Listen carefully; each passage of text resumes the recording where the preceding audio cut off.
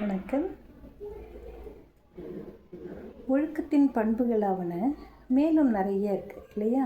என்னென்ன அப்படின்னாக்கா, நேர்மையாக இருத்தல், கடமை தவறாமல் இருத்தல், கண்ணியத்தோடு மற்றவர்களிடம் பழகுதல்,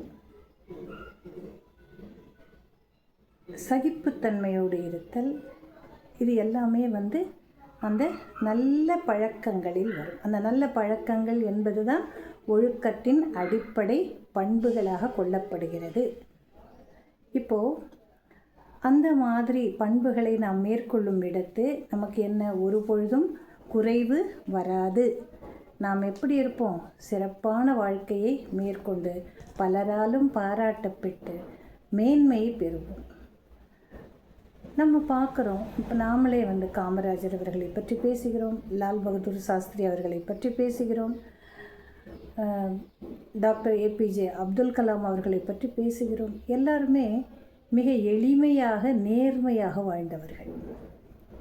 எளிமையாக நேர்மையாக வாழ்ந்தவர்கள்.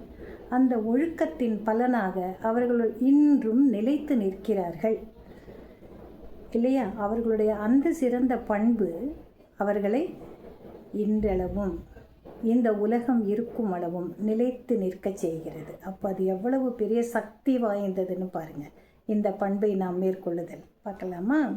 இப்போது 3வது குறள். ஒழுக்கம் உடைமை குடிமை இழுக்கம் இழிந்த பிறப்பாய் விடும். ஒழுக்கம் உடைமை குடிமை இழுக்கம் இழிந்த பிறப்பாய் விடும். ஒழுக்கம் உடைமை குடிமை இழுக்கம் இழிந்த பிறப்பாய் விடும். ஒருவன் மிகச்சிறந்த பிறப்போடு இருக்கிறான். பிறப்பு என்பது பெற்றோருக்கு அம்மா அப்பா பற்றி இல்லை. அந்த பிறந்த குழந்தையானது எந்த ஒழுக்க நெறிகளை கடைபிடித்து வாழுகிறது என்பதை பொறுத்தது. அதுக்கு தான் என்ன சொல்கிறாரு? ஒழுக்கம் உடைமை குடிமை. இது என்ன? நாம் பிறந்த பிறவிக்கு இதுவே சிறந்த தன்மையாக கொள்ளப்படுகிறது.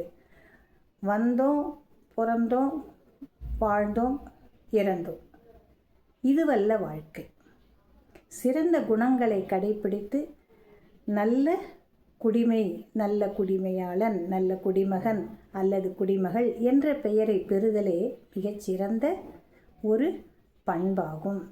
அதுதான் நிலைத்து நிற்கும்.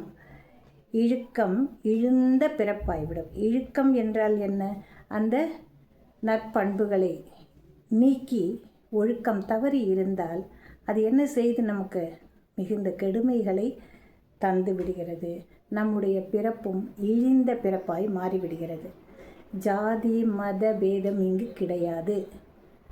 ஒருவரின் பிறப்பு என்பது நல்ல விதமாக இருக்கணும்னு சொன்னோம்னா, அவன் சிறந்த ஒழுக்க நெறிமுறைகளை கடைபிடித்து வாழ்ந்தால் அவன் மிகச்சிறந்த பிறப்பினை எடுத்திருக்கிறான்.